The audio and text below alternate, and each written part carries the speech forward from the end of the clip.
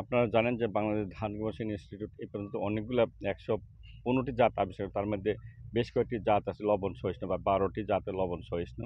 এবং আমরা যে আমন মৌসুমে লবণ সহিষ্ণু অনেকগুলো জাত আছে এবং বোরো মৌসুমে অনেকগুলো জাত আছে। বোরো মৌসুমে এই অঞ্চলের জন্য যেই সামনে যে সিজন আসতেছে বোরো মৌসুম, যে সেই মৌসুমে কিন্তু যে লবণাক্ত সহিষ্ণু জাতগুলোর মধ্যে সবচেয়ে বেশি ফলন হচ্ছে যে ৯৯ এবং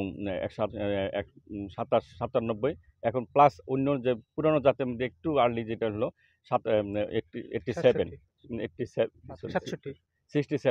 এই 67 এই জাতগুলো কিন্তু এখানে এই জাতগুলো সম্পর্কে কিন্তু আরও পাইপলাইনে আরও অনেকগুলো জাত আছে সেই জাত নিয়ে এই অঞ্চলের জন্য বিশেষ করে পুরা কোস্টাল বেল্টের জন্য আমাদের আরও অনেক গবেষণা কার্যক্রম চলমান আছে এবং সেই জাতগুলো যে আমরা দিতে পারি তাহলে যে অঞ্চলের যে চাষাবাদ সেটা বৃদ্ধি পাবে এবং আমরা আশাবাদী যে যে লবণের যেই অবস্থাটা এটাই আমরা একটা পর্যায়ে এসে যে অ্যাটলিস্ট যেই অঞ্চলটা আছে সে আরও ব্যাপক আকারে চাষাবাদ হবে, যেখানে আমরা জানি যে বোরো মৌসুমে কিন্তু এখানে চাষাবাদ হচ্ছেই না।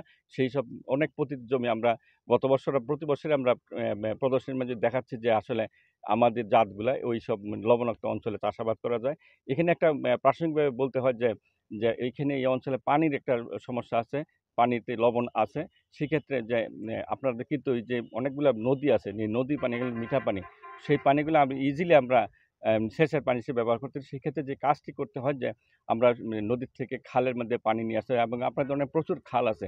এই খালগুলা অনেকগুলা কিছু আ সংস্কার করার দরকার আছে। সেই কাজগুলো উদ্যোগগুলো নেওয়া হয়েছে।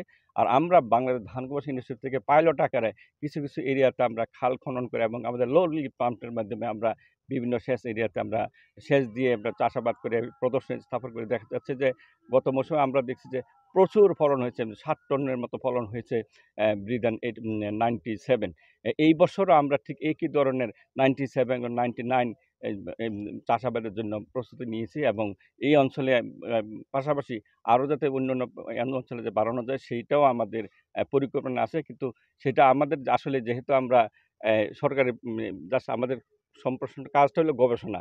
গবেষণার ধর্মী এটা সম্প্রসারণটা আরও জোরদার করতে পারলে এই অঞ্চলে যে শস্য ভান্ডার সেটা আবার ফিরে আসবে বলে আমি আশাবাদী। এখন একটা কথা বলছেন যে